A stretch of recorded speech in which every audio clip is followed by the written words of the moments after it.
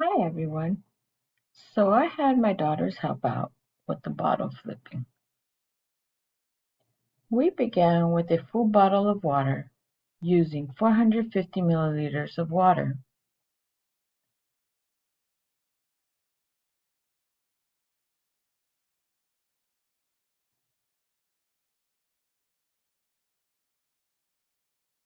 As you can see, she is unable to land any of the flips. The reason for this being that the water bottle is full and acts like a solid object. The mass does not change as it flies and spins. The moment of inertia and angular velocity remain the same. Next we get to flipping the water bottle at 150 milliliters full.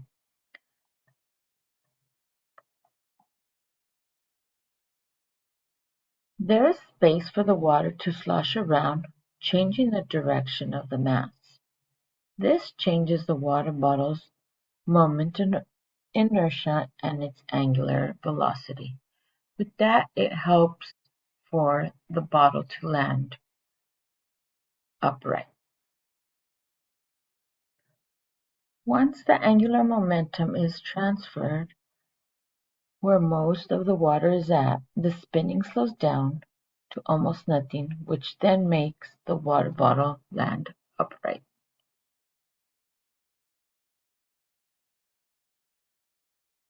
Remember, the right amount of water, the right spin, and gravity doing its job will get you a good landing when it comes to water flipping.